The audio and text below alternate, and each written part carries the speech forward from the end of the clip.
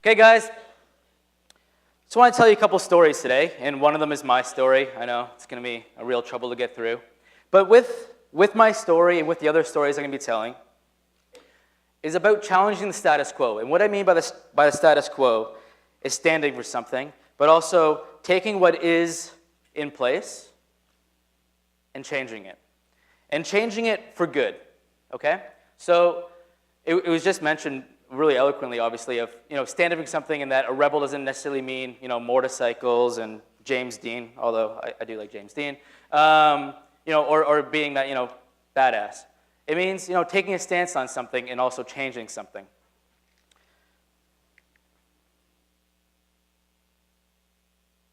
A little obviously a joke to start off that I didn't capitalize any of those words there. I'm a writer, and that was hard for me to do, so I'm being a rebel already. So, the setup. Pretty clear, but just getting to the point there. Taking a stance, okay? Taking a stance, standing for something, believing in something, and fighting for it, and always fighting for it. Not letting anyone get you down, and always standing up for what you believe in can be so bloody powerful, and you can't be stopped if you really do believe in it. And it's something that comes down from the passion within each one of you. And I hope I make some sense, and that you guys can follow along with me, because this is my story. And as crazy as it is, it's my story. So, who am I? Who is this dude in bright red pants and tattoos all over the place? Well, good question. I'm not in a biker gang, alas. And I haven't been to prison because I think I'm too pretty for prison. So, I'm a writer. And not any of these things, obviously. So, as a writer, as a storyteller, as a general guy that likes to play with images and words all day, I like to connect with people in a variety of ways and a variety of multitudes, but one is to tell stories and to get stories across, just to react with people and hit people. And it's always been my way of actually explaining who I am and trying to make some sense of it, if you will, but also having some kind of impact with storytelling. So here's how I tweet. Kind of like this guy right here, which I think I might walk away with later. And like I said, I got lots of tattoos, so I'm in with the kids, I got tattoos, he's cool, whatever. Not really, but whatever, I try. So, where do I come from? This is me bailing on a handrail when I think it was 18 years old. So, I come from a small town. It's called Hanover. What? Of course, you've never heard of it. It's a small town up by Georgian Bay, up by Owen Sound area. It's a town of 7,000 people. And in this small town, everyone, it's a wide blanket statement, but everyone's kind of the same, okay? So everyone has their big trucks, everyone has, the football team, everyone, only will play certain sports if it's cool, and everyone obviously likes to, try to drink beer underage. I, however, did this. I skateboarded and fell on my face a lot. And why did I do that? A number of reasons. It was a way for me to basically be outside, but it was a way for me to be artistic, to be creative through skateboarding. And it was also a way for me to really challenge authority. Now, what do I mean by that? So in this small town that was very heavy on football and very heavy on its hockey and very heavy on its ways of being, skateboarding wasn't allowed on the streets, which I thought was very interesting. So interesting that my first area of actually activism was skateboarding, which is interesting. And the first article I ever wrote was into it's called the Hanover Post, which is our local newspaper. And it was about skateboarding is not a crime, and talking about skateboarding as a creative outlet, what it meant for me. And eventually we actually even got our own skate park. And I show these pictures because this is when I was in shape. And not writing every day, so that's me in shape. I actually had blonde dreadlocks under that cap as well, so a true rebel in many ways, if you will. Those dreadlocks ended up being one big dreadlock by the end of it, which was not the favorite of my mom. So, in high school, as I was mentioning there, I took school kind of seriously, but I joked around a lot. Skateboarding was most important to me. I was always trying to find a way of being myself and authentic and expressing myself. So when it came time for university, I had an array of acceptance letters from universities across Canada in front of me, my mom leaning over my shoulder, as she likes to do, to make sure I'm making some kind of right choice, as someone should. And I went with the school that offered me the best scholarship. So I went down to the University of Windsor and studied creative writing for 2 years. I just quickly learned you don't just become an author or a poet or an individual that's widely published right off the bat. And it was there that I really found a way of expressing myself, but through different means. And it really came to a point where I wanted to be a writer in the sense of a journalist. But Windsor was great and it was nice and all, but after my house burned down, which I'm not going to go into in second year, it does involve a friend cooking with grease and then trying to use water as a fire extinguisher. Don't try that. Don't try that at home. Don't try that anywhere. It didn't work. I decided to get out of the armpit of Ontario, and I went to Wilfrid Laurier University, where I started writing for a magazine called Blueprint, which you can see up here. This magazine was really based on the idea of something along the lines of Rebel Here, and it was about challenging people. It was about getting to the stories that really had an impact to people, and it was about telling the stories that no one else would tell. And it was here that I really found that inspiration. It was the first time that I knew my stories could actually have an impact, being an editor, being a writer for the publication, that I knew what I was saying actually had an impact on people in which they were actually responding back and saying, I like that story, or you pushed the line there, and I got lots of feedback for pushing the boundaries sometimes. But I enjoyed that, and I always did that within taste, but I really found that passion and joy to push those buttons. So following this, at the end of university, I graduated somehow, I got passed, and I knew I wanted to be a writer, and that was about it, obviously. So I knew in high school I wanted to be a skateboarder and eventually tell stories, but otherwise than that, that was it. And I decided that if I was going to actually be a writer and tell stories, I would go to this country, Ghana, in Africa, that had been calling me for a long time. It was a place that I really wanted to go and explore. It was a place that I had talked to many people about going to, and no one else, really said, don't go there, don't do this, don't go ahead for it. And I did. So I was 21, and I went to Ghana, Africa, and for 3 months, I was living in a Liberian and Sierra Leonean refugee camp.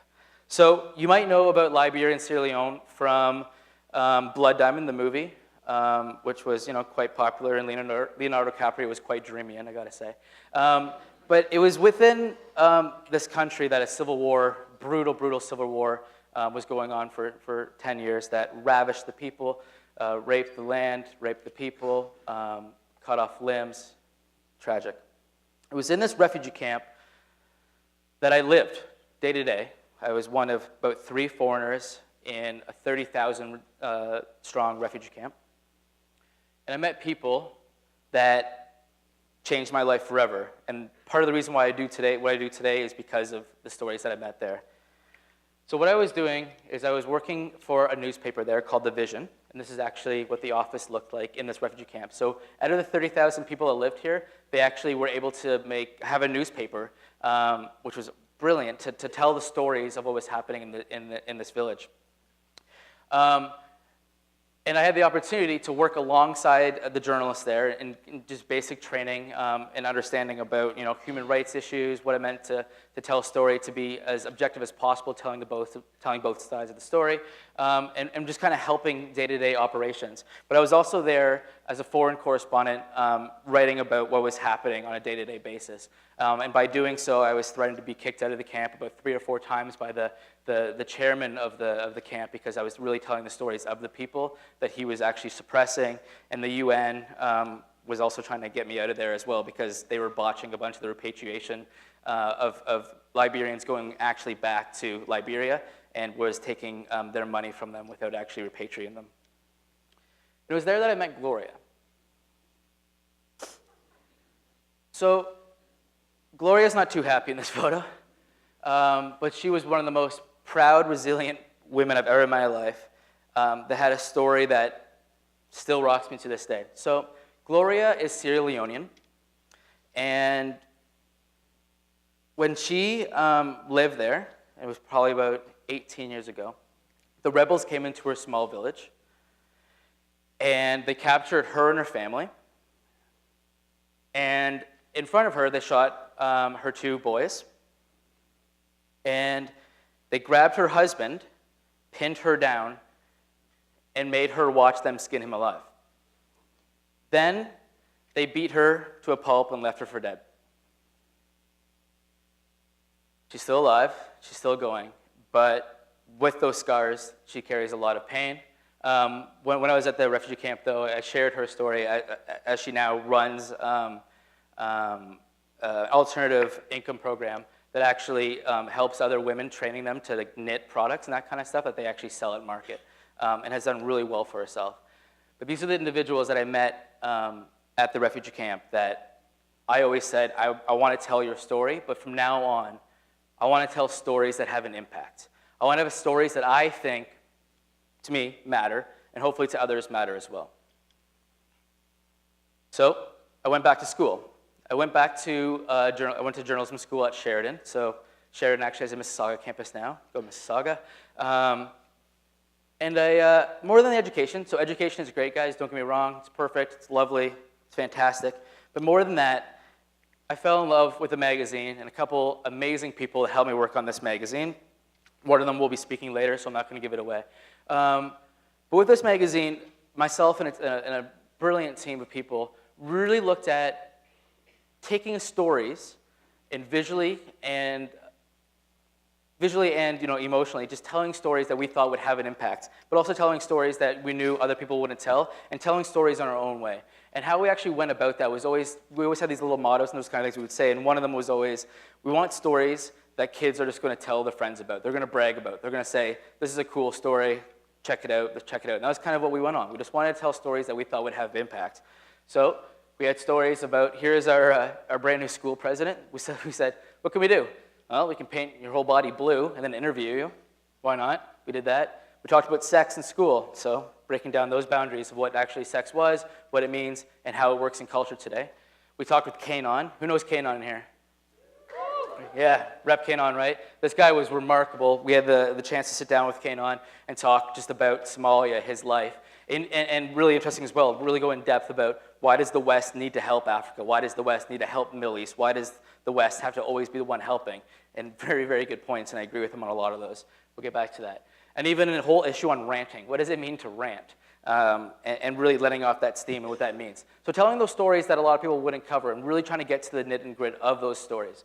And with that, I found that passion of, okay, so we can tell these stories that are challenging how day-to-day life is going, and we can tell these stories in a cool, creative way that people are really loving, and the issues were selling off the stands, and we actually started winning some industry awards based on just doing that alone, which is just students making a difference there in their own creative way. So I graduate from Sheridan, so I've done all my school, I've got a couple pieces of paper, yeehaw, right?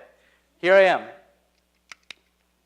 I understand at this point I want to tell stories. I want to tell stories that have some kind of impact, and I want to continue to, tell those stories that people aren't necessarily going to be wanting to pursue, but I want to get there. I want to rebel, and I want to get those stories, and I want to fight for those stories because that's what I believe in. That's who I am, and that's what I want to go for, and I'm going to fight for it. So I meet this guy. This is Craig Kilberger. With Craig, maybe some of you guys have heard of his story, but he's another guy that I believe really kind of found that at age 12, actually, he read a story in the newspaper about a boy named Mississuga that was murdered because he was standing up and speaking about what was called the carpet factory mafia, which was basically forced labor in Pakistan. And with that, he became an engaged 12-year-old that really started by, putting it lightly, was pissed off. He said, okay, here's a kid my age getting murdered for standing up and speaking against something, like forced labor and child labor. That's not pretty cool. And has started a movement, that's what I'm going to call it, for Free the Children in Mississuga, that now has the world's largest network of youth helping youth. So that's youth around the world coming together.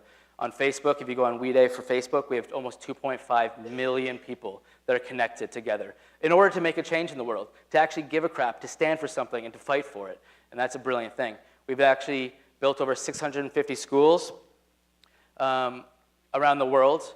We've, on a day-to-day basis, educate about 55,000 students, give health care to 125,000 people around the world, and the numbers go on and on. I'm not going to bore you with them, but there's an impact there.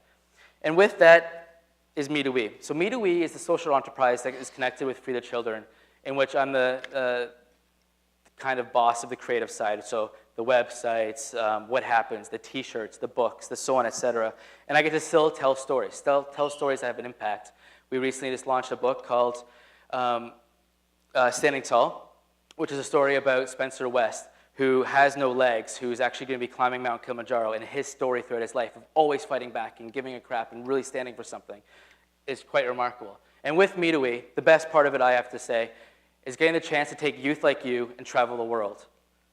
So it's led me to places like this. This is Ecuador, where I was actually back in March and got chased by a raging bull that almost killed me, but it was a remarkable story. And places like this. This is in China, the Great Wall, where I was also building a school that was completely knocked down in the 2008 earthquake in China that demolished the school that we helped build. And back here to Africa, this is actually in Kenya. This is in the middle of a safari, and it's really interesting. You have to actually be in the middle of the field so that no animals can be in bushes around to ready to attack you. So we thought it'd be good to hide by one little tree. I don't know why. So, and this is what we're doing, building schools. Now, why? Why do this? I racked my brain about this. Why would I do this? Why would I, travel the world? Why would I tell these stories? Why do all this? Why do this? And I couldn't, I was talking to my friends, like, why, I have a passion there, but I couldn't really explain it. And sorry for the swear word, but it came to this. It's that simple. I don't know. Felt good to give a shit. That was it. Felt good to care. Felt good to give back. Felt good to tell a glorious story. It felt good. Now, I implore you guys to do your own. And I'm not forcing you to do anything. I'm not forcing you to get involved with Free the Children. I'm not forcing you to do any of that kind of stuff. I don't want to. It's up to you guys. You pick your own rebellion. So here's it. Really quick 5-step breakdown. Pick a cause. Any cause. Whatever you guys want. You guys probably heard about the Coney stuff that was happening. Very cool. Of course, they had some issues, but very cool. Taking down... I'm not going there. But one thing that Invisible Children did, though, is they really did fight for it. They really do want to take down Coney, and all the power to them for that. They picked a cause and they stood for it. And they're rebelling. They're really fighting for it. They take a stance. So this is the part that I really stand by, okay? Whatever it may be, fight for it, guys. Just go out there and stay strong. People are going to try to knock you down. They're going to say, you can't do it. They're going to say this and that. I've been there. Come on, I'm a scrappy little skateboarder that gained some weight and can't skateboard anymore. Shh. And don't let anyone stop you. Like I said, keywords. Don't let anyone stop you. No is only a two-letter word. It's not a big word. It's a small one. It can be overcome by yes, I will. Do it. Fight for it. Stand up for it. Believe in it. Of course, rinse and repeat. You can do many causes. You don't have to do just one, but one might be enough for you, and that's what you want to do, and that's what you want to stand for. So do it. Like I said, guys, no is a 2-letter word. Thank you.